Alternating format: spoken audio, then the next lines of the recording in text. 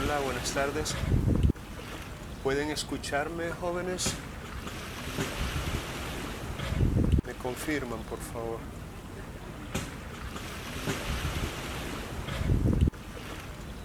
Hola, jóvenes, ¿me escuchan?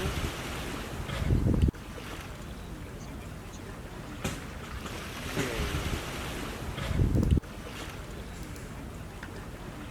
vamos a ver. Testing.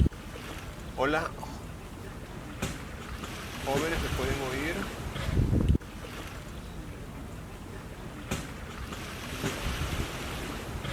Ok,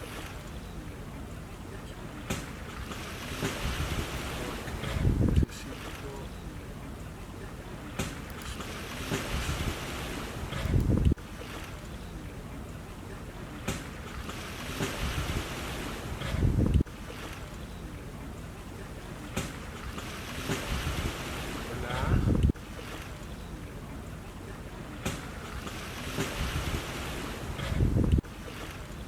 Hola, hola, no puedo oír.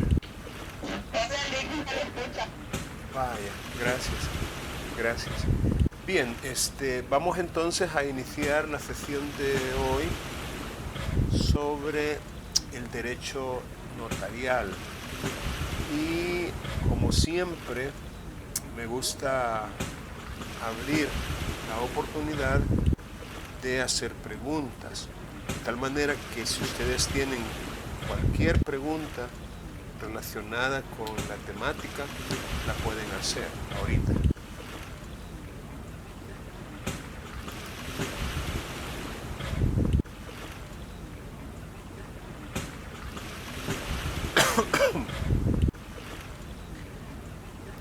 Bueno, si no tienen preguntas, entonces lo que vamos a hacer ahorita es que vamos a repasar los contenidos que se han preparado y que se han compartido con ustedes en la plataforma de Canvas. Este,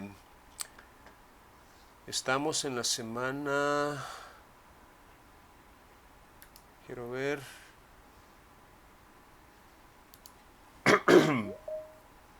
7 al 13, no. Estamos en la semana 5. Vamos a ver. Sí, efectivamente estamos en la semana 5, en donde el tema de esta semana es los sujetos del derecho notarial.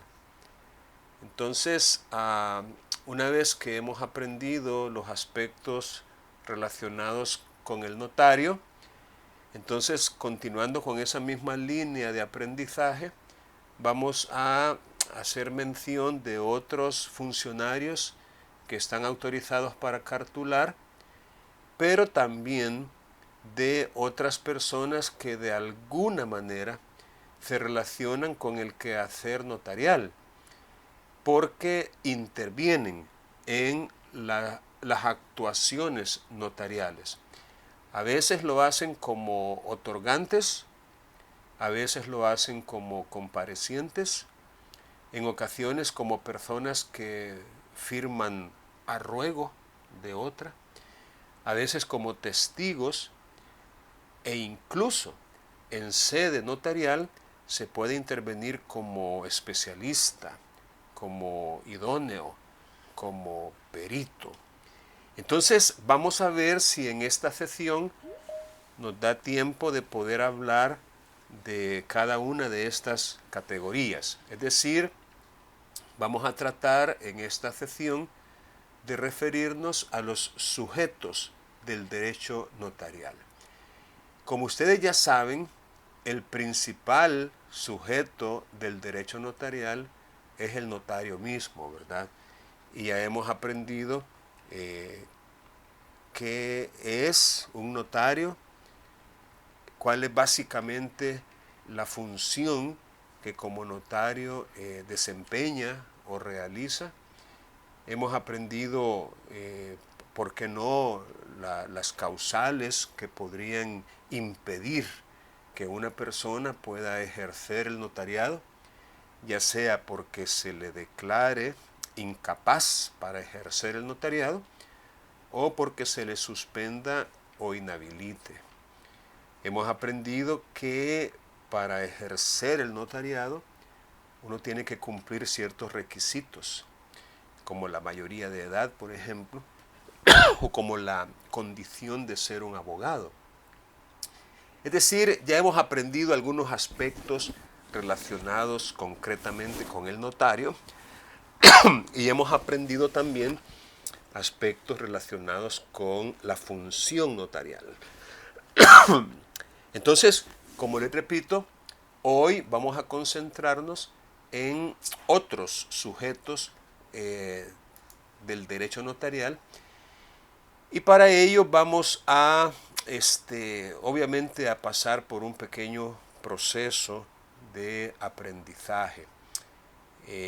Para el caso, en las indicaciones de la semana, hay una pregunta de reflexión, las que siempre nosotros tenemos que tratar de hacernos, y en este caso es cuáles son los principales problemas éticos del profesional del derecho en nuestra sociedad. Aquí no está hablando exactamente de los notarios, ¿verdad?, sino de todo profesional del derecho, incluyendo, por supuesto, al abogado y, por qué no, a aquellos que son administradores, se les conoce, de justicia, jueces, colaboradores, secretarios, etc.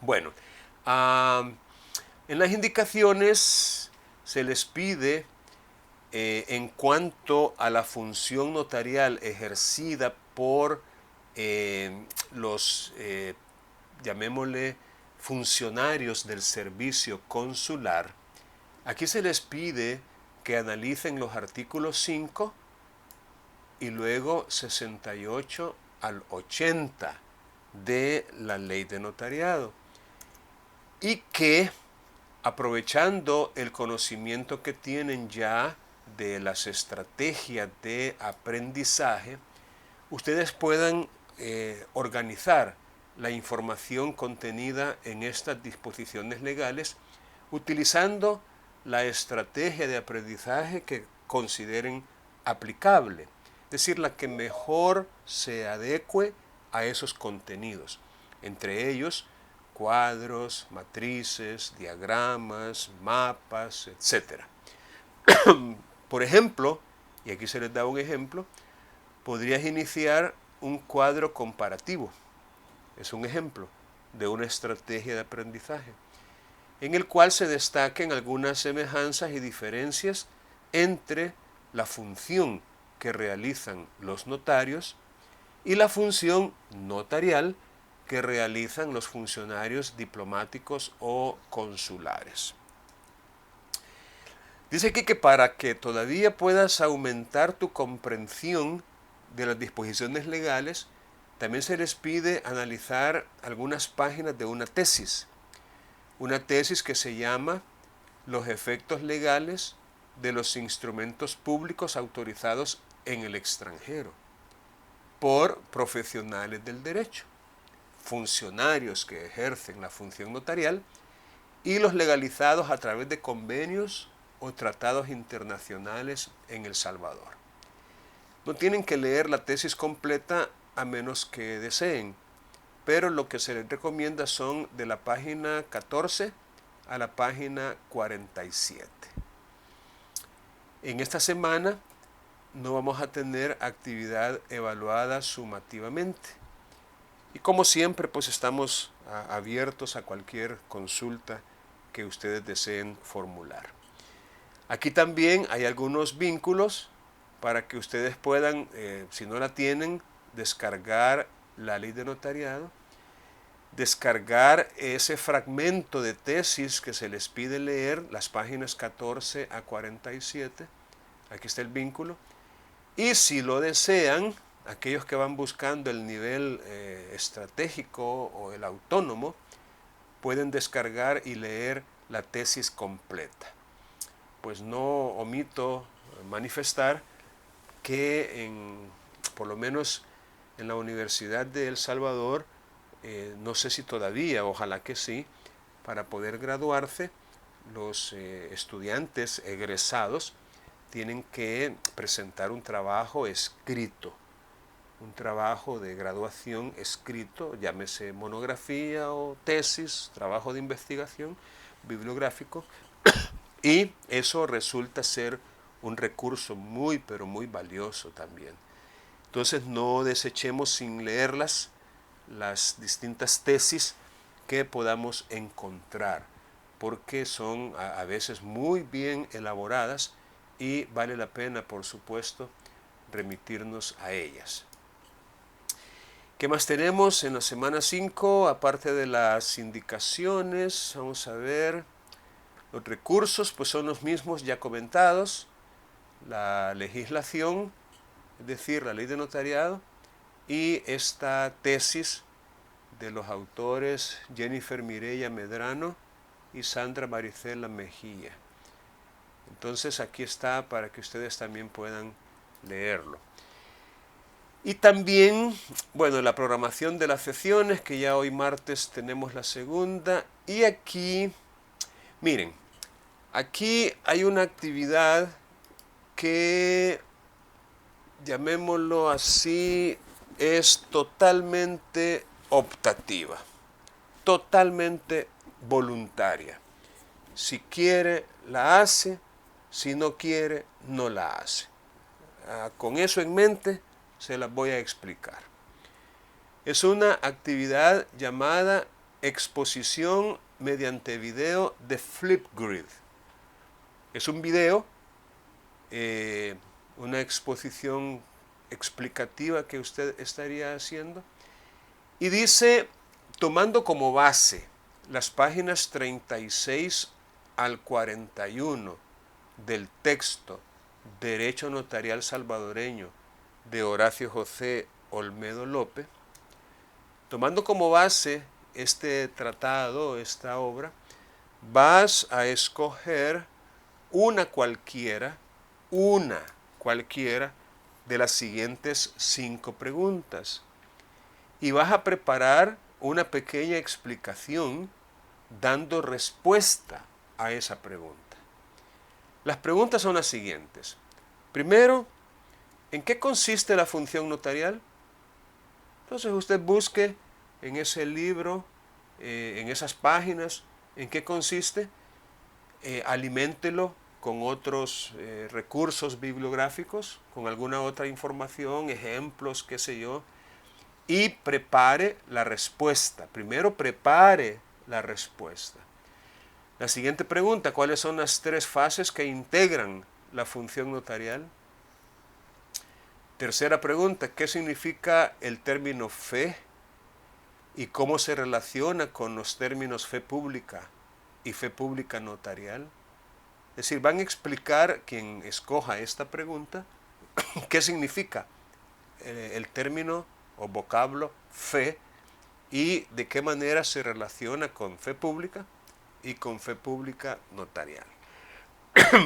La otra pregunta, ¿cuáles son las varias subespecies de la fe pública y en qué consiste cada una de ellas? Y la última de este grupo de preguntas, ¿cuáles son los grupos principales en que podemos clasificar la responsabilidad notarial? Aquí tiene pues 5 preguntas. Ahora, una vez que usted ha escogido una de esas 5 y buscado la respuesta, va a grabar un video que va a compartir con los demás, usando para ello la plataforma de Flipgrid. Para llegar al lugar donde vas a grabar tu video, nomás haz clic en el botón de abajo. Eso sí, si bien es optativa, hay un plazo para poderla cumplir. Y es, como siempre, la medianoche del domingo en que finaliza la presente semana. Ahora, ¿qué va a ganar usted por hacerlo? Algo así como quien dice, es cierto que no le cuenta como actividad sumativa, no es ni laboratorio ni parcial. Pero ¿qué va a ganar usted si lo hace? Va a ganar hasta 2 puntos acumulables a la prueba evaluada en que los necesite. Si por ejemplo usted tiene de momento 6.25, entonces por hacer esta actividad, y si usted me dice, aplíquemelos a los 6.25, ese 6.25 se va a convertir en 8.25. Si usted tiene 5, pues va a llegar a 7. Si tiene 9, híjole, ahí tiene que escoger 2 actividades para ponerle un punto en cada actividad. Es decir, usted va a mejorar con esta actividad su nota que tenga en alguna de sus actividades evaluadas. Y aquí está el vínculo para que usted pueda ir a esa actividad. La actividad entonces es selecciona y responde una pregunta. Quiero ver cómo se mira esto con la vista del estudiante. Lo voy a publicar primero. Y una vez publicada, también la pueden encontrar aquí en la semana 5, donde dice actividades de evaluación. En esta parte de aquí, actividades de evaluación, selecciona y responde una pregunta. Así se llama la actividad, usted hace clic en ella. Y estando aquí, vamos a ver, ahí está. Entonces este es el botón, selecciona y responde una pregunta. Entonces hace clic allí, aquí están nuevamente las preguntas, usted solamente va a escoger una de ellas y luego donde dice Add Response, hace clic aquí donde dice agregar respuesta y entonces se le va a desplegar esta, híjole. Bueno, entonces ahí usted va a poder aparecer y grabar. Aquí incluso puede poner algunas notas si desea. Notas. Pero esta es la idea. Cuando ya esté listo para grabar, hace clic en este botón de en medio. Y ya con eso, ya usted va a poder participar, digámoslo así, en esta actividad de aprendizaje. Y tiene 3 minutos como máximo para poder hacerlo. Bien, ¿alguna pregunta en relación con esta actividad? ¿Algo que no les ha quedado muy claro? Como les repito, no es obligatorio que lo haga. Pero si lo hace, usted puede mejorar alguna de las calificaciones que tiene hasta este momento. Ok, ¿alguna pregunta? Repito.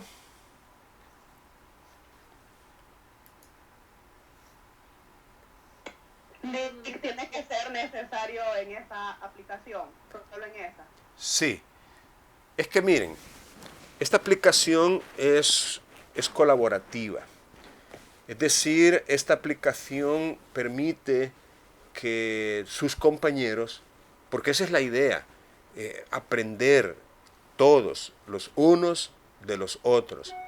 Entonces, cuando usted lo haga dentro de esta aplicación, digamos que va a ser un recurso compartido que podrá ser visto por los demás, no solamente por el profesor, y hasta comentado si fuera necesario.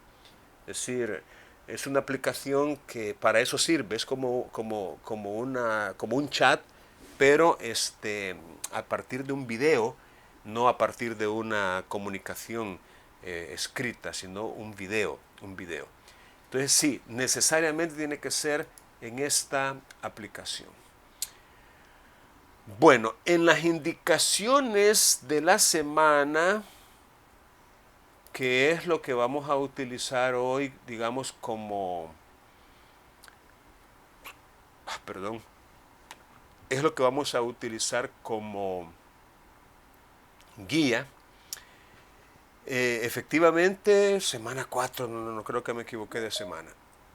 voy a apretar donde de verdad es. Esta es la semana 4, pero estamos en la semana 5. Hoy sí. Contenido, semana 5. Ok, sujetos del derecho notarial. Bien, aquí nos vamos a encontrar con una serie de interrogantes que vamos a tratar de responder.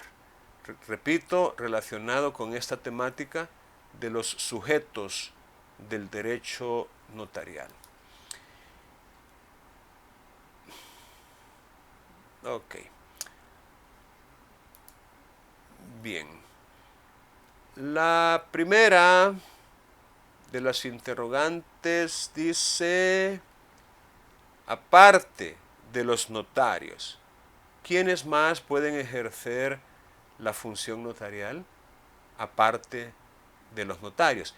Yo creo que eso ya ustedes ya lo saben, ya han aprendido. A ver, Fátima, dígame por favor, así en sus propias palabras, quiénes, aparte de los notarios, pueden ejercer función notarial.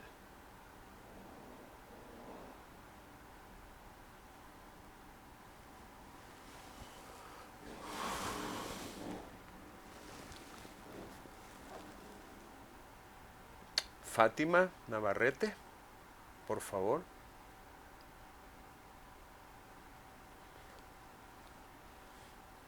Fátima a la 1.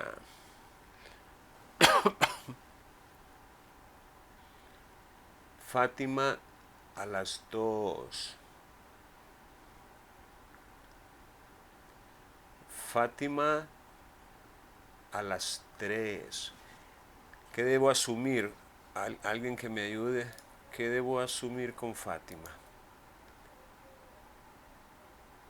¿Que está o que Tal no vez estás está? comiendo, Lick. Vaya, la vamos a remover de la reunión, entonces hay que entre después. Lick, Hola. es que ella trabaja y pues me imagino que va a estar ocupada en el trabajo ahorita. Ve qué bonito. Ok. Vaya, ya la removí. De todas maneras, como está trabajando ocupada, pues hay que siga trabajando ocupadita ella. Daisy, a ver, Daisy, ayúdeme usted con su opinión en cuanto a esta preguntita. Buenas tardes, Liz. Buenas tardes. Bueno, los que pueden ejercer funciones también como notarios, yo he visto que son los funcionarios, algunos funcionarios, pero no todos.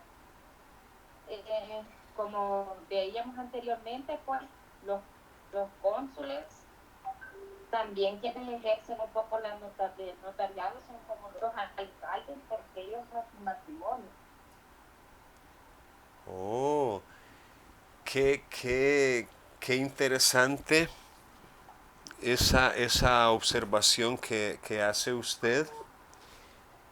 Y vale la pena preguntarnos si cuando un alcalde realiza el matrimonio civil de una pareja, estaría ejerciendo función notarial. Yo en principio me inclinaría por la negativa, es decir, por decir que no. Más bien, digamos que esa facultad, ese poder, esa atribución o autoridad que los alcaldes, y no solo ellos, también los gobernadores, los procuradores, tienen, sí, definitivamente es algo que también se hace en sede notarial, pero no necesariamente implica implica que ellos estén ejerciendo el notariado en ese momento. Es decir, no vamos a entenderlo como el ejercicio de la función notarial, por mucho que se le parezca. Es más, al remitirnos al artículo, vamos a ver, 5 de la ley de notariado, que es el que de alguna manera nos ayuda a encontrar una respuesta a esta pregunta.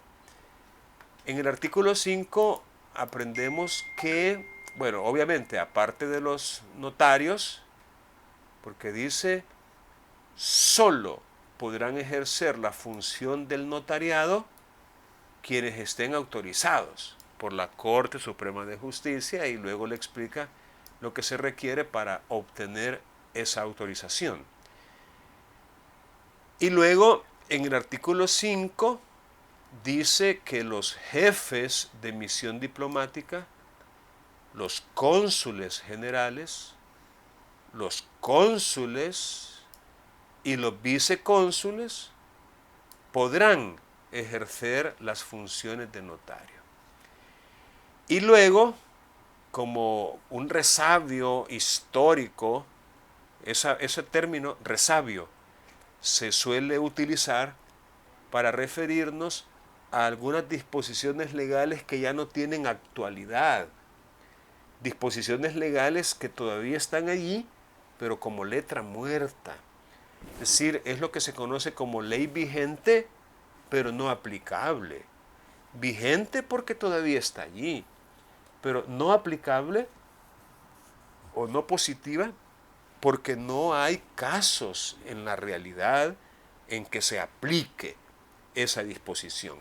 Y este es un ejemplo. Este es un ejemplo, repito, de una ley vigente, pero no aplicable. ¿Y por qué? ¿Alguno de ustedes recuerda por qué se ha repetido tanto y tanto que los jueces de primera instancia en realidad no ejercen esta función notarial? ¿Por qué? ¿Quién recuerda? Dígame, Gabriela. Según porque hay varios notarios. Que continúe la compañera Lee. Bueno, está bien. No, perdón, Gabriela, es que me llega tarde la señal y cuando él dijo Gabriela ya había el micrófono. Bueno, según en clases, un día usted nos explicaba que también antes en los territorios pues no existía la facilidad de que hubiese un notario, ¿verdad? En cada departamento, en cada municipio. Entonces, era obligación o prácticamente ahí se le daba autorización a jueces de que se pudieran hacer las funciones de un notario. Pero hoy en día, o sea, hay más notarios. Exacto. En todos lados, ¿verdad? Entonces es difícil encontrarse uno. Exacto. Así es. Gracias. Es más, en el artículo 40 aparece una palabrita que se ha interpretado en esos mismos términos. Cuando dice, los testamentos solemnes se otorgarán de conformidad con las disposiciones del Código Civil, con las modificaciones siguientes. Primera, solo podrán otorgarse ante notario o en su defecto. Esta es la frasecita que se ha interpretado como lo que usted explicó, que solo se va a hacer ante un juez de primera instancia si no hubiera notario. Es decir, en defecto. Y repito, la interpretación que se le ha dado a esta frase, o en su defecto, es esa, que un juez podría ejercer esa función siempre y cuando no hubiera algún notario en el lugar donde ese juez ejerce la judicatura.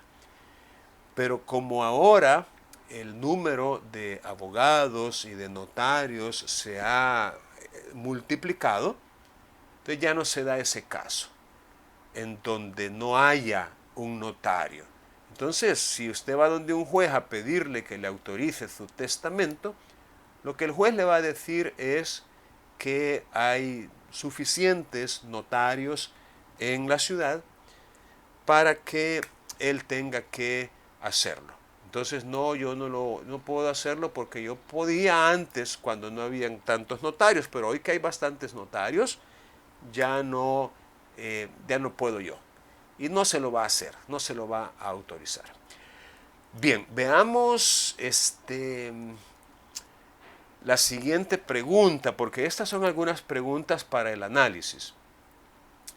La siguiente pregunta dice, ¿cuáles son las otras personas relacionadas con el quehacer notarial por intervenir en tales actuaciones?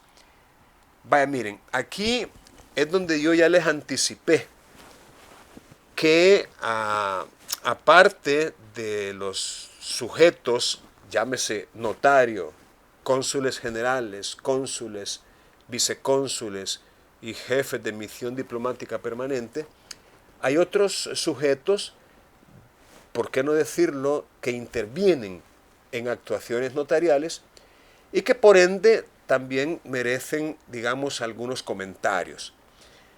Por ejemplo, las personas que comparecen ante un notario, es decir, las partes que intervienen en los actos, contratos y declaraciones y que le piden al notario su autorización o su actuación. Ahora, al hablar de las partes, aquí se da casi lo mismo que se aplica en derecho procesal, que en derecho procesal una cosa es las partes, llamémosle materiales, que son las verdaderas partes, y otra cosa muy distinta es lo que se conoce como las partes formales, es decir, que no son los interesados, llamémosle directos, no son el demandante y el demandado, sino que son sus representantes, ya sea legales o judiciales. Es decir, podría ser en el caso de una sociedad o en el caso de una persona natural incapaz, podría ser sus representantes legales. Repito, no son las partes, son sus representantes. O en la mayoría de los casos, los abogados, es decir, los procuradores, aquellos que por cuestión de postulación preceptiva representan convencional o contractualmente los intereses de las partes. Pero como lo hemos apuntado en otras asignaturas, un abogado en realidad no es parte. El abogado que representa a alguna de las partes en sí misma no es parte, el abogado. La parte es aquel a quien representa. Pues aquí se podría dar en el ámbito notarial una situación un tanto parecida. Un tanto parecida porque vamos a distinguir entre lo que es un otorgante y lo que es un compareciente. En otras palabras, no es lo mismo. Una cosa es ser otorgante y otra cosa es ser compareciente. Claro, a veces esas dos calidades, y a pesar de lo diferentes que son, a veces esas dos calidades se reúnen o confluyen en una sola persona. Es decir, una sola persona podría ser compareciente y también podría ser otorgante. Pero eso no quiere decir que compareciente y otorgante sean la misma cosa, porque no lo son. Les voy a poner un ejemplo. Imagínense que una persona pues tiene necesidad de viajar y se va, digámoslo así, sin terminar sus asuntos aquí en el país. Es decir, por ejemplo, tiene una propiedad y se va sin venderla. Es decir, todavía la deja la propiedad a su nombre. Entonces, antes de irse, sabiamente deja un poder especial o específico para que un amigo, un familiar, un vecino, es decir, para que alguien de su confianza venda y haga la tradición de esa propiedad. Es decir, deja pues un apoderado especial o específico para que haga esa venta seguida de la tradición. Ok. 3 meses después de que esta persona se fue del país, ante el notario comparecen 2 personas. Comparece el apoderado del que se fue y comparece otra persona.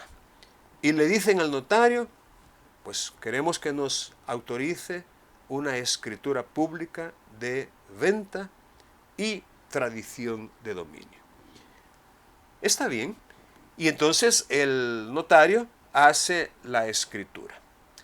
Pregunto, ¿el que compareció ante el notario en calidad de apoderado es otorgante o es compareciente? Erika Alejandra Portillo, ¿qué piensa? Yo creería que es compareciente, porque el que otorga sería el que se fue de viaje. Exacto, perfecto, perfecto. Así es, Erika, así es. Efectivamente, en ese ejemplo podemos ver con claridad la diferencia que hay entre un otorgante y un compareciente, porque efectivamente el otorgante es el propietario según registro, según escritura de ese inmueble, y él es el que otorga, pero no lo hace en persona, sino que lo hace por medio de un representante, en este caso convencional, contractual, un apoderado. Hay un artículo en el Código Civil que es el que de alguna manera consigna sí, yo creo que es una buena palabra, consigna esto de la representación. Quiero ver si lo encuentro para que lo podamos analizar. Vamos a ver, civil.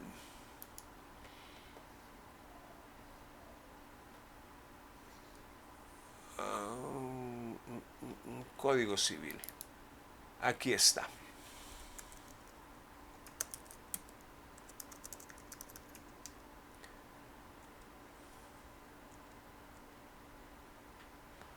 Es el artículo 1319. Me gustaría que tomen nota de estas disposiciones porque de alguna manera nos pueden servir. De hecho, dan la base para esto de los poderes y los apoderados o representantes. Elmer, ¿sería tan amable de leerlo en voz alta, por favor? Elmer Salgado. Lo que una persona ejecute a nombre de otra, estando facultada por ella o por la ley para representarla, produce respecto del representado igual efecto que si hubiese contratado el mismo. Gracias. ¿Le gustaría explicármelo? Así con sus propias palabras, este artículo.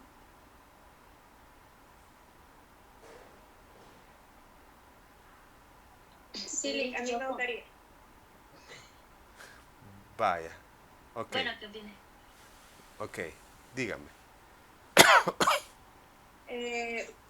Como aquí dice el artículo que lo que una persona ejecuta a nombre de otra está facultada por ella o por la ley para representarla. Dice, vaya, como si hubiera contratado él mismo, porque como usted dice, se confiere un poder específico, que si no estoy equivocada es el poder para comprar, según el ejemplo que usted, para comprar y vender, que es el ejemplo que usted ha puesto. Entonces, esta persona es la persona que tiene el poder, esa persona es la que comparece en virtud de todos los efectos que le confiere el poder para representar a su apoderado. Entonces, por eso es que dice que es como que tuviera iguales efectos como si hubiese contratado él mismo, porque se le dio la facultad por medio de un poder para que él pueda cumplir todos los efectos sobre esa situación en específico, o si es un poder general, también puede realizar muchas otras cosas en nombre de su apoderado. Muy bien, muy bien. Muchas gracias, muchas gracias. ¿Alguien más desearía hacer algún comentario al respecto? Yo le quisiera aportar. Sí. Es también con un ejemplo que es como concreto, por decirlo así. Digamos, cuando yo le quiero sacar placas a un carro para solicitar la cita de experticia. Entonces, a pesar de que yo soy el dueño del carro, digamos, vengo y meto mis datos en Sertracen a nombre de otra persona. Entonces, yo lo único que hago es nada más firmarle el papel donde dice de que yo autorizo a X persona para que vaya a experticia, y ya va la persona como que fuera yo el que haya ido. Exacto, exacto. Muy bien dicho. Como si fuera yo el que hubiera ido. Es decir, es como una especie... Sí, sí, dígame, le escucho. Dígame. Disculpe, solo No. tengo una pregunta. Sí.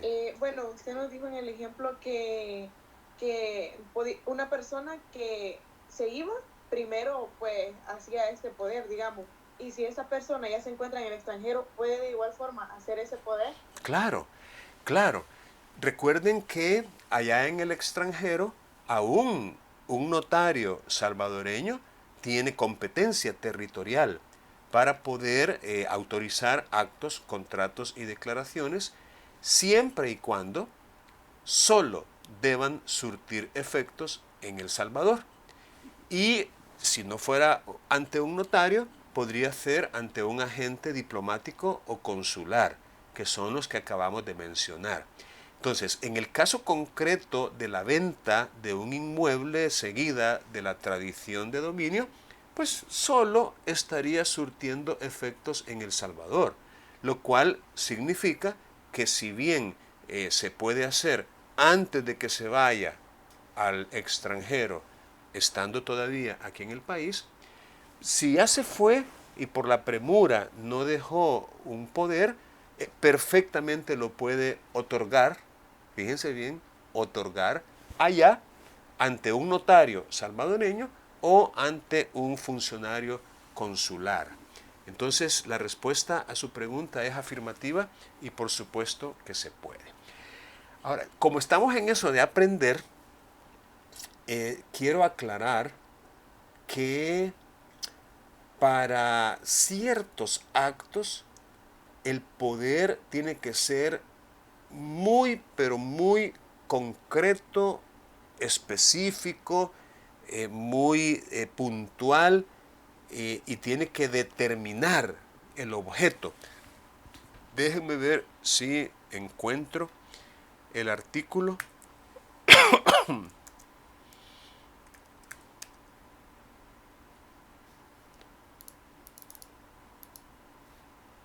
Vamos a ver si encuentro un artículo que de alguna manera nos pone ciertos parámetros y tienen que ver, por cierto, con el derecho notarial. muchísimo que ver con el derecho notarial. Vaya, comenzamos con el artículo 1902. Fernando Contreras, hágame el favor de leerlo. Si quiere que se lo haga más grandecito, creo que puedo. Artículo 1902. Creo que así como estaba, lo veía bien. Lo alcanzaba a ver. Vaya, pero hay quienes están en un dispositivo quizás más pequeño. Ok. Está bien. Vaya, ok. El mandato para vender, hipotecar o constituir cualquier derecho real o personal en inmuebles deberá constituirse por medio de poder especial o uno general con cláusula especial, en los que se determine el inmueble o inmuebles. Pues, permítame, que me perdí, lo movió ahí. Ay, disculpe. Inmuebles que sean objeto del contrato y se autorice al mandatario para recibir el precio o cantidades de dinero procedentes de estos actos.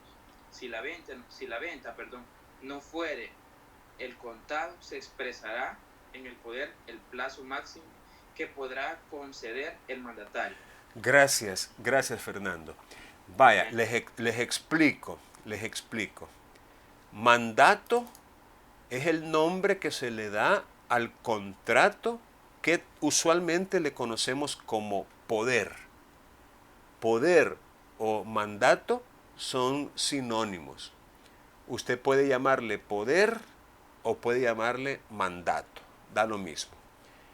Mandante, poderdante, lo mismo.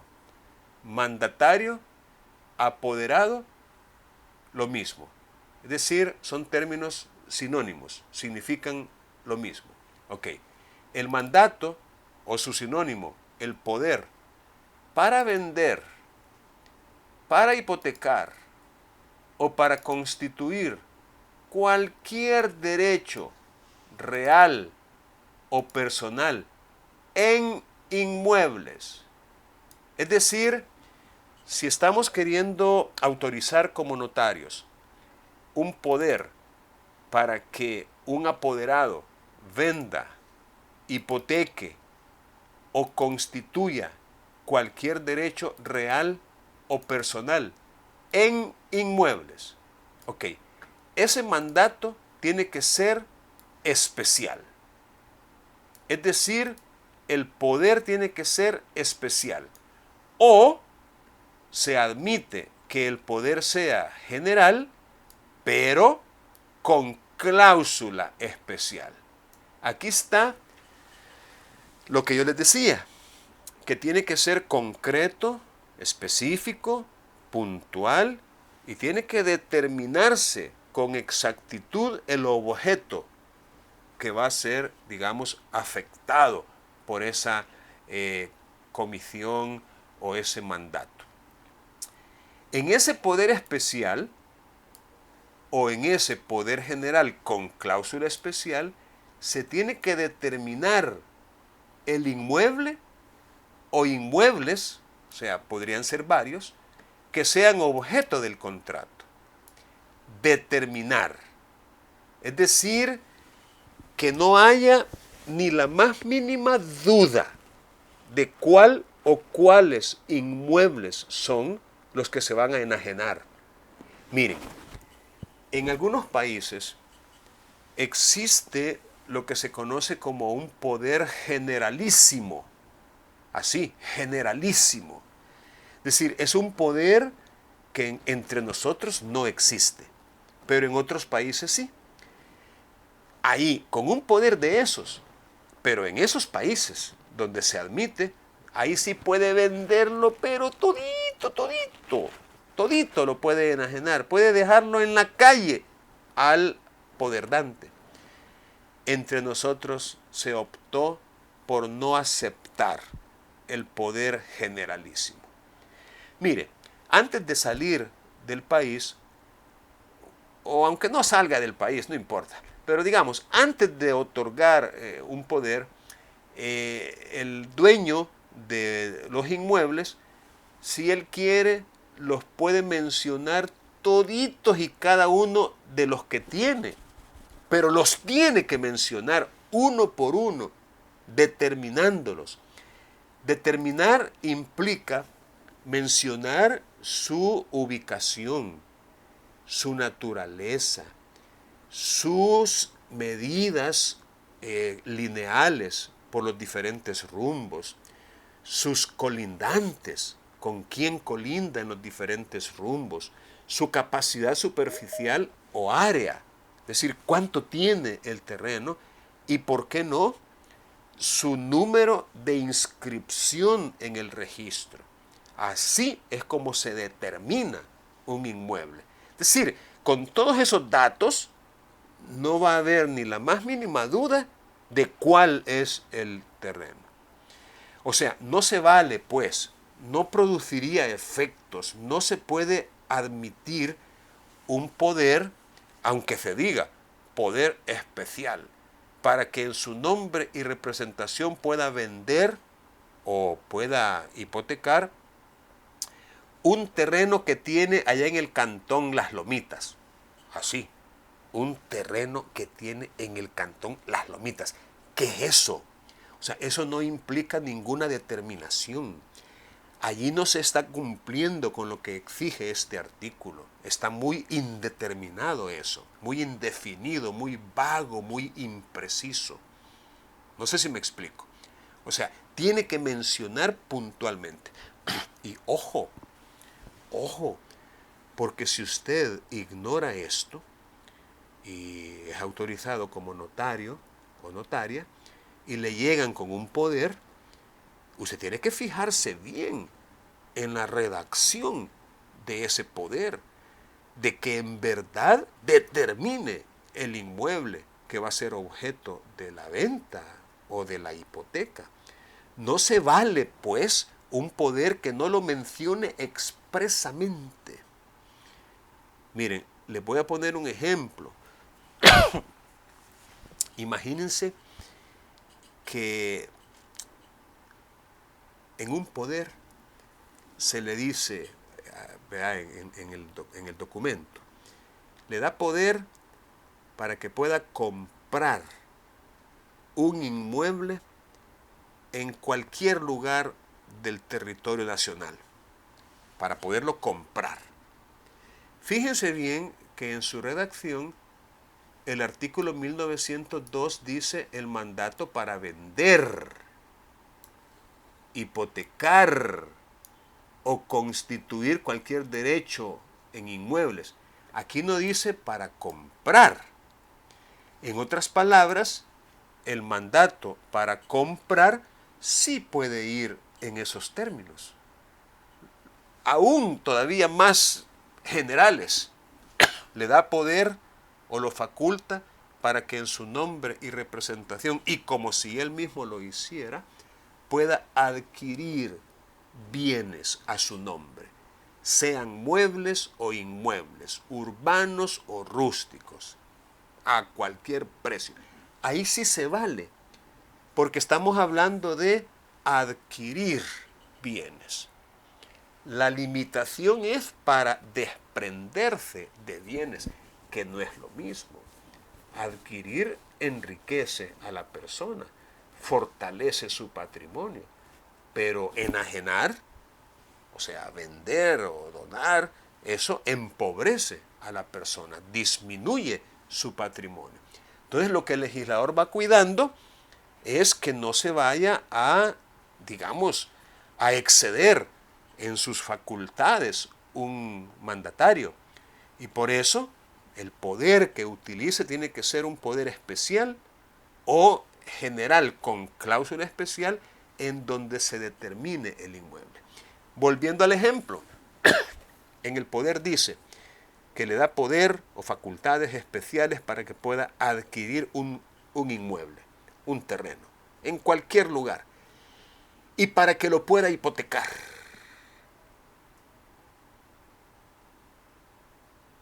Fíjense bien, y para que lo pueda hipotecar. En otras palabras, lo está facultando para que hipoteque el inmueble que adquiera.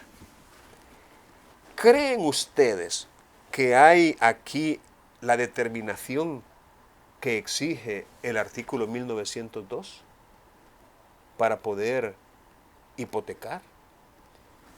Porque aquí dice que el inmueble que va a ser objeto del contrato se debe determinar. Y ya les expliqué yo qué vamos a entender por determinar un inmueble. Entonces, repito la pregunta. ¿Creen ustedes que dicho de esa manera estaría determinado el inmueble? Es decir, lo autoriza para que pueda comprar cualquier bien en cualquier lugar del territorio nacional. Puede ser en San Miguel, San Salvador, Chalatenango, Morazán, en cualquier parte. Pero en el mismo poder lo autoriza para que lo pueda hipotecar. ¿Qué piensan? Quiero oír opiniones de ustedes.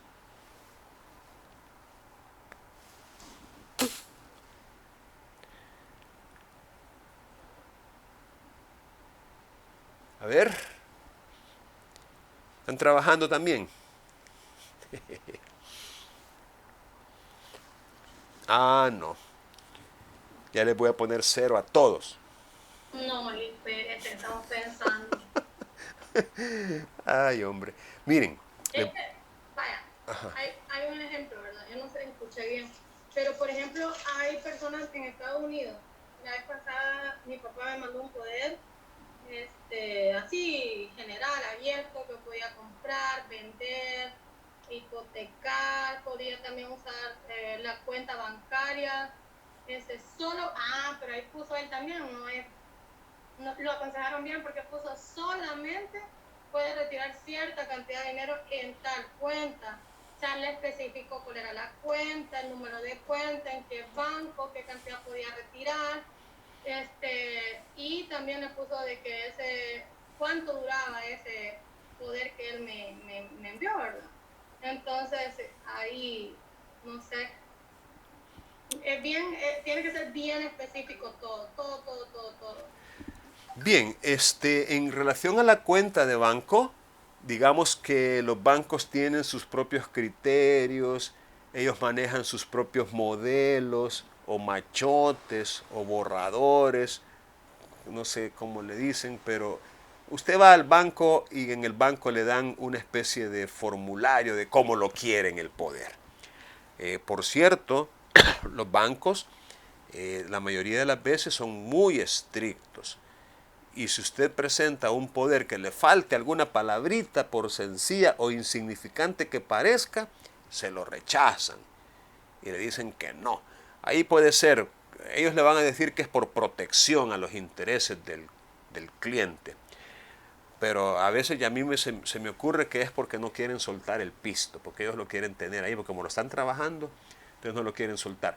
Pero bueno, digamos que ellos tienen su propia normativa interna, a veces arbitraria, a veces exagerada, pero como sea, pues ni modo. Ahí si usted se va a poder a pelear con el banco, a lo mejor le gane, pero después de algún tiempo.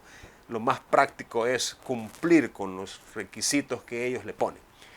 Pero aquí estamos hablando de una intervención notarial, donde a usted como notario le presentan un poder así como el que usted mencionó, general, para comprar, para vender, para hipotecar, pero no menciona los inmuebles que se van a vender o que se van a hipotecar. No, que lo dice así en términos ambiguos, en términos imprecisos. Mercantil. Pues sí, como que fueran mangos y tomates. Le doy poder para que venda las sandías que tengo allá en el camión. Allá. Es decir, repito, el artículo 1902 es claro. Y a partir de esta fecha, ustedes no pueden decir, yo no sabía. No pueden alegar ignorancia de lo que este artículo está requiriendo. Entonces, mi consejo, y ojalá nunca se les vaya a olvidar, es el siguiente. Mire, si usted tiene dudas en el ejercicio del notariado, si usted tiene dudas en cuanto a hacer o a no hacer algo, no lo haga. Ese es mi consejo. Si tiene dudas en cuanto a hacer o no hacer alguna actuación, que la duda sea suficiente para decir mejor no lo hago. En el ejercicio del notariado es mejor decir aquí corrió y no aquí murió. Otra vez, espero que no me malinterpreten y espero que lo recuerden. Este consejo les puede ayudar a quitar algunos dolores de cabeza o algunos dolores de bolsillo. Dígame. Tengo una duda. Dígame. Un notario puede autorizar una compra y venta de un vehículo. Digamos, la persona quien va a vender tiene el DUI a nombre de casado. Pero cuando ella se hizo del vehículo era soltera. Pero tiene un problema, que el NIT, esta persona lo perdió y también tuvo un problema con Hacienda, pero un problema de que no declaró a cero, unas cuestiones. Esta persona, porque muchas personas dicen que con la nueva ley que viene, que como que no se va a utilizar el NIT, pero otras que sí, que tiene que, bueno, tantas cosas que se dicen, ¿verdad? Esta persona puede el notario puede autorizar que se venda solo con el número de DUI, solo con el DUI, pero en la tarjeta del vehículo aparece con nombres de solteras, o sea, de soltera. Vaya, mire, yo creo que en presencia de casos como el que usted plantea, uno tiene que ser pragmático, ser práctico. Por ejemplo, no hay nada de pecaminoso en que usted formule una consulta a la institución que va a controlar el acto jurídico que usted va a autorizar. Incluso yo mismo he hecho consultas a la sección del notariado misma, a la sección del notariado, que vamos a suponer que allí se concentra toda la actividad notarial de todo el país y que quienes están allí para poder trabajar en la sección de alguna manera necesitan tener una gran experiencia en notariado. El jefe de la sección tiene que ser prácticamente un maestro de notarios. O sea, bueno, lo que les quiero decir es que no es pecado pasar por ignorante en vez de cometer un error asumiendo que se sabe. Es decir, porque usted puede asumir que no, yo eso ya lo sé, eso yo lo sé, lo hago. A preguntar. Entonces, usted puede preguntar en el registro de estado familiar. Mire, fíjese que me ha llegado este caso y tengo dudas, ¿será que me ayuda? Ajá, quiero... Hay empleados administrativos que son muy amables y hay también quienes son piedras. Hay de todo en la viña, pero bueno, lo importante es que usted en el ejercicio notarial y mientras va consolidando su aprendizaje, su conocimiento, su práctica notarial, puede hacer preguntas. Usted puede incluso solicitar una audiencia al registrador de la propiedad, al registrador de comercio, al registrador de vehículos automotores y preguntar. Mire, tengo esta duda, mire. Y allí usted poco a poco va. ¿Y saben por qué se los digo? Se los digo porque en países como el nuestro, en donde la seguridad jurídica brilla por su ausencia, no hombre, aquí el funcionario hace lo que se le da la gana. Bueno, si hasta en el mismo registrador, en el mismo registro de la propiedad, fíjense bien lo que les voy a decir y espero no estar agraviando lo presente. Hay mesas, así le llaman, mesas de registradores. Entendamos por una mesa de registrador reuniones cada cierto tiempo, cada 3 meses, cada 6 meses, cada año, reuniones de registradores. ¿Y saben para qué? Para unificar criterios, para ponerse de acuerdo. y hasta resultan documentos pues, de esas mesas de registradores. en donde se han puesto de acuerdo en que ante esta situación van a actuar de esta manera, buscando la certidumbre, la seguridad, buscando que las resoluciones sean semejantes ante casos iguales, buscando que no haya desigualdad o no equidad.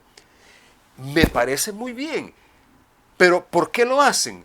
Porque han entendido que como seres humanos muchas veces tenemos una forma de pensar que no necesariamente coincide con la forma de pensar de otros, aunque ambos estén basados en la misma norma. En otras palabras, la norma no siempre tiene la claridad suficiente para evitar una doble, triple o múltiple interpretación. Eso es como la Biblia, pues. Miren cuántas sectas o denominaciones religiosas existen basadas en la Biblia, pues. Y se agarran de puñetazos a veces para poder establecer su punto. No, que esto así es, no, que esto así, no, que estás equivocado, no, que vos te vas a poner en el infierno, no, que mira que solo yo, que no. Y tienen la misma norma. Ocurre lo mismo. Con eso en mente, es más, yo ahorita le podría decir desde la cátedra, desde la academia, cómo lo veo yo. Pero no pasaría de ser mi opinión. y le voy a agregar, le voy a poner un calificativo, mi triste opinión. O sea, yo le podría decir, por ejemplo, mire, veamos la fecha en que compró. ¿Estaba casada o estaba soltera? No, pues estaba soltera. Exacto, estaba soltera. Y por eso en la tarjeta de circulación y en el contrato de venta cuando ella adquirió, ¿de dónde diablos iba a aparecer un apellido de casada si estaba soltera? Pues a lo mejor ni siquiera conocía todavía al que hoy es su esposo. Tiene sentido que el nombre le aparezca de manera distinta a hoy en día. Porque hoy en día resulta que se casó y el que tenía un vehículo no quiere decir que no podía casarse. o lo que se dice el vehículo se aplica a cualquier otro bien. Por simple lógica, uno llega a la conclusión de que se trata de la misma persona, que cuando adquirió estaba soltera y que por eso su nombre y apellidos aparecen como soltera, pero que como ella se casó, entonces en su documento aparece como casada, pues. Es decir, yo no le veo ningún problema, ni vería yo por qué diablos tendría un registrador de vehículos automotores decir, no, aquí tráiganme una identidad. O sea, qué estupidez más grande. Sin embargo, lo más probable es que le pidan una identidad. Documento de identidad. O sea, es conocida por fulana, soltera, y por sutana, casada.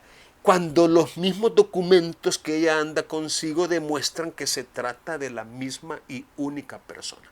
Pero volviendo al punto, ¿usted cree que me van a aceptar a mí como usuario del sistema que les exponga mi punto de vista, mi triste opinión, y que la van a cambiar ya solo porque yo se los digo? No la van a cambiar. Entonces, ¿qué le toca? Pues ni modo, tratar de persuadirlos. A veces cuando hay recursos administrativos internos, utilizar los recursos, sopesar en balanza el tiempo que le va a tomar la tramitación de un recurso versus el tiempo que le va a tomar seguirles el juego. Es decir, que le doblen el brazo. ¿Y cómo, pues? Entonces uno tiene que ser práctico y pragmático. Y ni modo. A veces uno no tiene más que ceder, porque es lo más rápido, es lo más expedito, porque hay una persona que está interesada en el documento y no puede esperar. Así usted le pinte las mil maravillas de que usted lo va a poner en su lugar y le va a enseñar cómo trabajar. No, a veces uno, repito, tiene que ser pragmático. Lo importante es que usted conozca la norma, la interprete lo mejor que pueda y que sepa defender su punto de vista. Si usted lo sabe defender y se le da oportunidad de hacerlo, pues enhorabuena.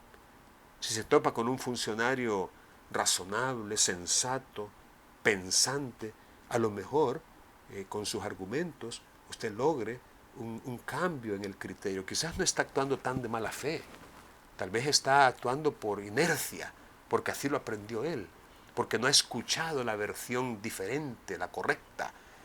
Es posible.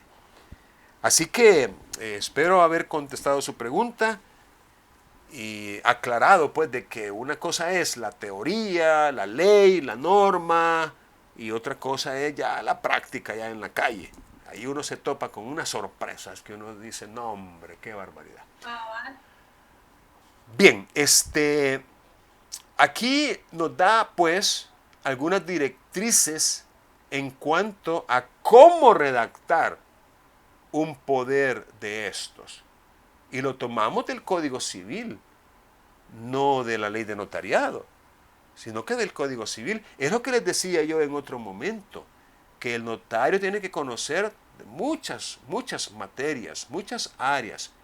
Y en el caso de ustedes, pues vamos a dar por sentado que ya las conocen por haber estudiado y aprobado asignaturas que le dan sustento, que nutren al derecho notarial.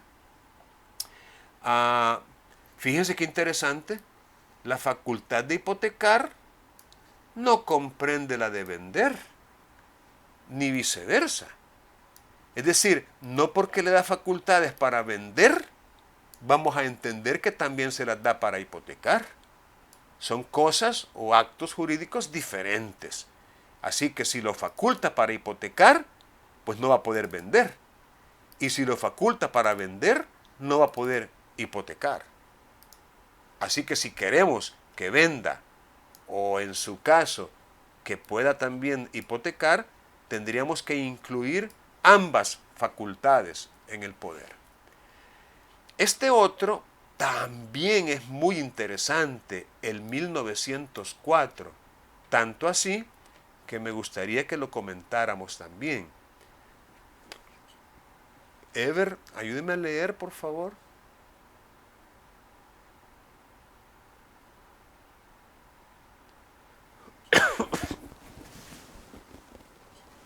¿Está por ahí, Ever? Espéreme. Sí, estoy listo. Aquí está Ever. Ok. Ayúdeme con la lectura, Ever, por favor. Ok. No podrá el mandatario por sí ni por interpuesta persona comprar al mandante le ha ordenado vender, ni vender de lo suyo al mandante lo que éste le ha ordenado comprar, si no fuere con aprobación expresa del mandante. Muy bien, gracias. Oigan, qué interesante cómo el legislador cuida de los intereses de mandante, en el sentido de que el mandatario, por regla general, está limitado, o como dicen los autores, tiene una incapacidad especial o particular. El mandatario puede comprar libremente y vender libremente, pero si es, digamos, comprar lo que el mandante le ha ordenado vender, ahí no puede, tiene una incapacidad particular. Obviamente, por regla general, porque esa regla admite una excepción, y esa excepción está en la parte final del artículo. Si no fuere con aprobación expresa del mandante. Por otro lado, una persona puede vender libremente lo que quiera. Puede vender. Es parte de las facultades que le concede el derecho de dominio a la gente. Es decir, la facultad de enajenar, libre disposición de los bienes. Pero no le puede vender de lo suyo al mandante lo que éste le ha ordenado comprar. Nuevamente, hay una prohibición expresa en este artículo, pero con una salvedad. Si tuviera la aprobación expresa del mandante, entonces sí se puede. Pero se necesita esta aprobación expresa.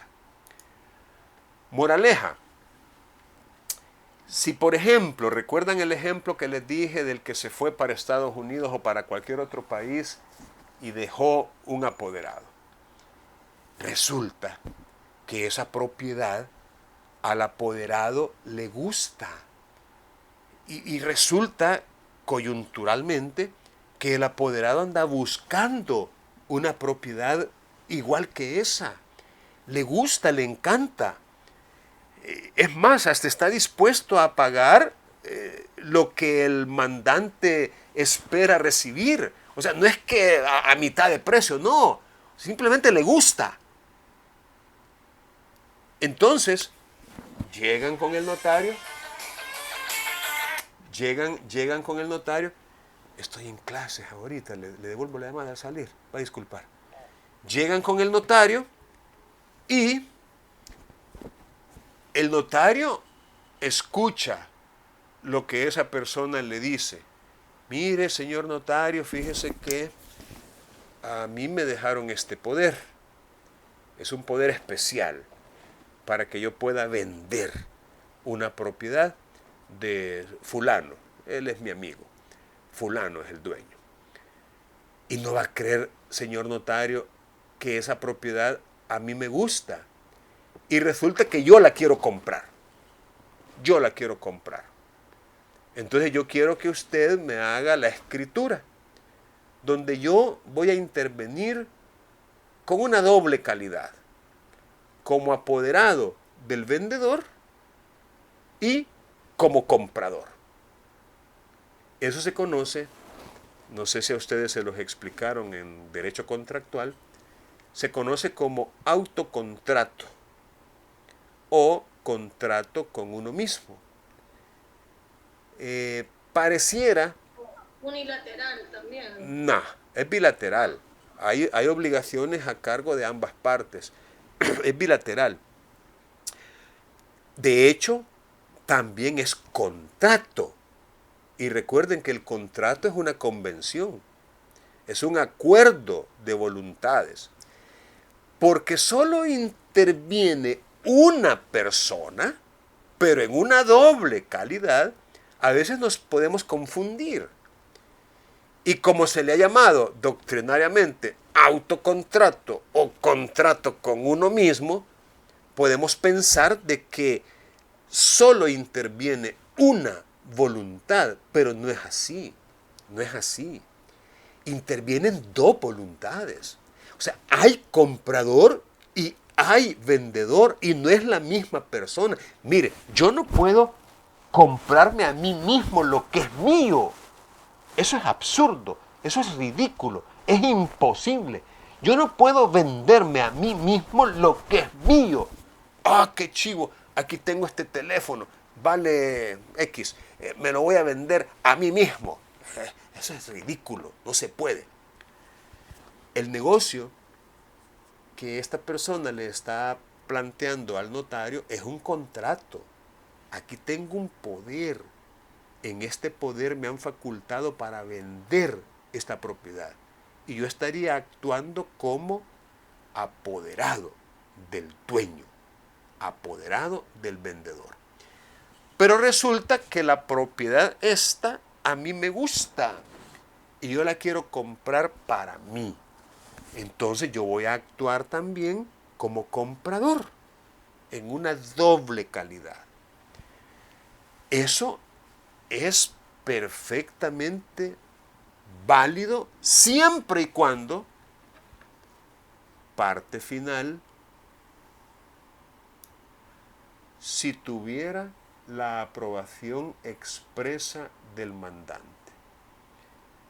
Porque si no la tiene, entonces el 1904 es claro, no podrá el mandatario por sí ni por persona interpuesta. Aquí está hablando del famoso testaferro, del prestanombres, de la persona que solo aparece ahí en papeles nada más, pero nada que ver con el negocio. Ese es un testaferro, un hombre de paja, un prestanombres. O sea, ni por sí, ni por interpuesta persona comprar las cosas que el mandante le ha ordenado vender. Entonces, ojo, si usted es notario y le hacen esta propuesta, entonces usted tendría que asegurarse de que se tenga la aprobación expresa del mandante, la cual... Y esos son los casos de vender y comprar y hipotecar, de los que estamos hablando, ¿verdad? Y en el caso de que, por ejemplo, una vez un notario estaba representando a una tía para hacer aceptación de herencia. Entonces, pero vine yo y para no andar buscando otra persona, le sugerí que si podía representar a mi papá también.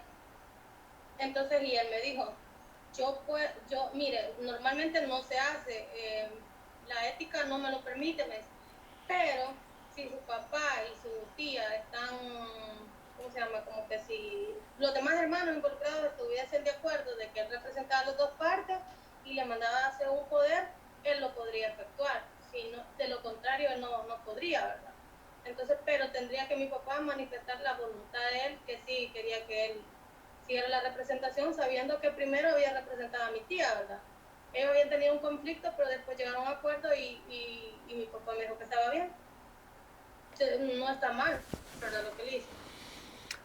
Vaya, el caso que usted plantea tiene que analizarse a partir de la existencia o no de conflicto de intereses. Porque le voy a poner un ejemplo de una representación judicial.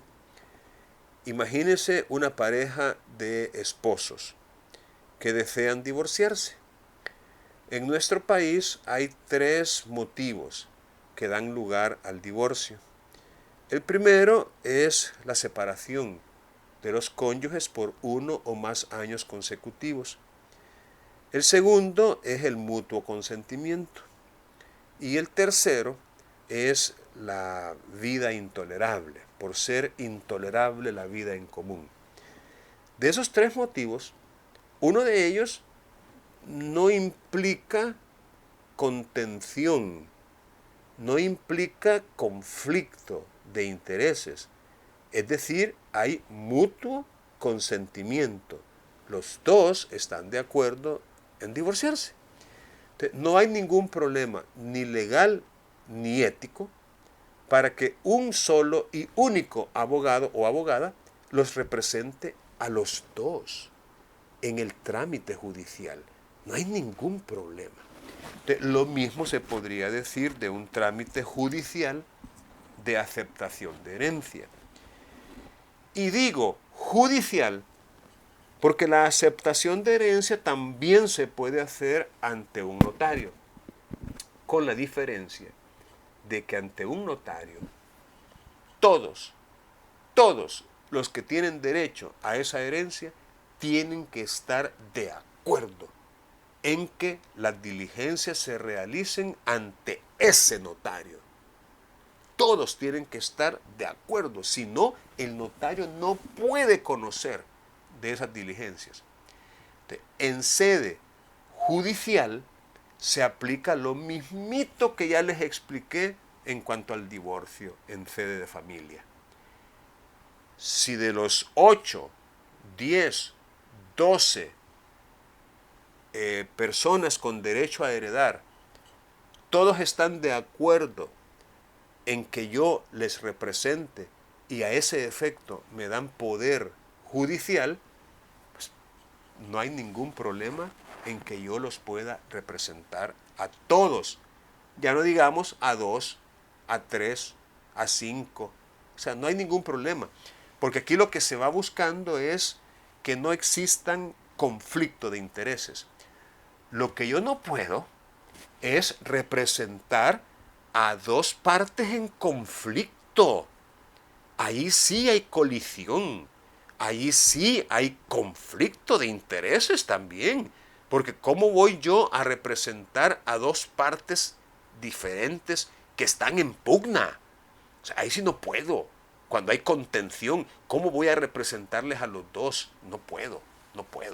Pero mientras no haya contención, no hay, repito, ningún problema.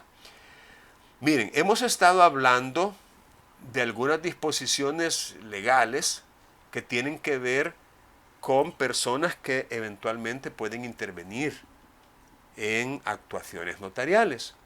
Aquí tenemos otro caso de un mandatario encargado de tomar dinero prestado, podrá prestarlo él mismo al interés designado por el mandante, o a falta de esta designación, al interés legal.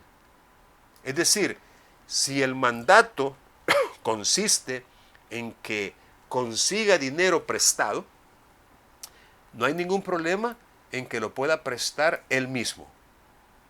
Pero eso sí, el interés tiene que haber sido designado por el mandante, no por él, no por el mandante. Y si no lo hubiera designado, al interés legal. O sea, no podría haber un interés impuesto o determinado por él como acreedor.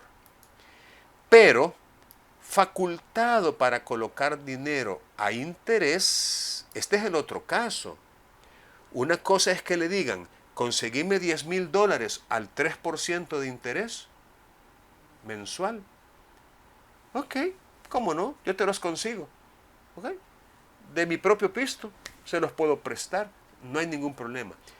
Pero distinto es que me digan, mira, aquí hay $10,000, colócalo a interés.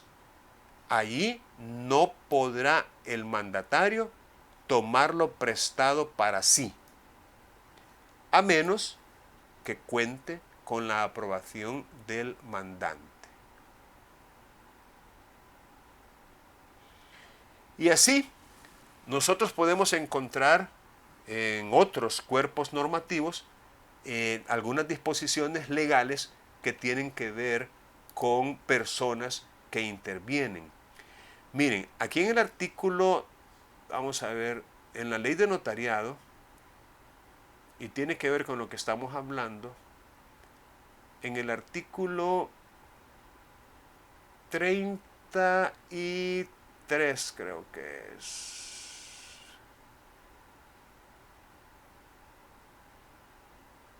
No. Aquí está. En el 35, en el artículo 35 de la ley de notariado,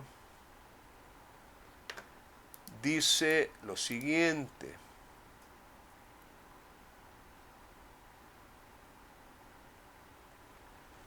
Cuando algún otorgante comparezca en representación de otra persona, fíjense que aquí la ley le llama otorgante, pero en realidad es compareciente, porque el otorgante, como ya les expliqué, es esa otra persona.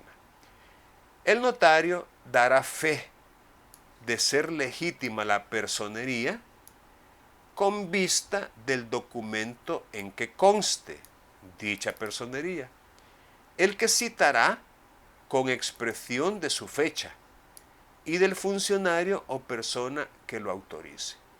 Es decir, el notario tiene que dar fe de la personería con que actúa ese representante, ese mandatario, ese apoderado, ese representante legal. Y aquí viene, y yo no sé qué van a pensar ustedes, dice, si el notario no encontrare legitimada la personería con el documento que se le exhibe, cumplirá con advertirlo así a los interesados. Fíjense que esto para mí representa un problema, porque si yo como notario no encuentro legitimada la personería de un apoderado, mal haría yo en autorizar ese instrumento. Y aquí, en este artículo, en la parte última, lo que le está diciendo al notario es: mira, no te preocupes, autoriza el instrumento.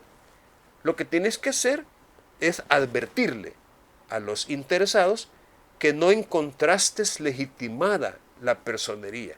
Pero vos dale. Eso es lo que le está diciendo el artículo. Pero yo creo que eso es un problema para el notario. Porque se supone que el notario sabe. El notario es como un experto, es un asesor de las partes, un profesional del derecho, no es una manta mojada. Entonces, si el notario no encuentra legitimada la personería, pues que los despache y que les diga: miren, disculpen, no puedo yo autorizar este instrumento porque no encuentro legitimada la personería. Bonito está. Va a llegar una persona y me va a decir: mire, fíjese que yo soy el papá de esta persona que es menor de edad, y como tal vengo a que ella o él otorgue, mi hijo, mi hija, otorgue un instrumento. Oh, qué bueno. Déjeme ver, por favor, la certificación de la partida de nacimiento de su hija o hijo. Sí, como no, aquí está. Usted la agarra, la partida de nacimiento certificada, por supuesto, y no encuentra que él sea el papá. Primero, porque no tiene papá. No, lo que pasa es que yo soy el papá, pero ahí no aparezco porque yo no estaba cuando nació y entonces no la he reconocido. Imagínense, no la he reconocido. O lo que es peor, le aparece otro hombre como papá. No, él está ahí, pero no, el papá soy yo. No se preocupe, señor notario. Ok, le voy a decir yo.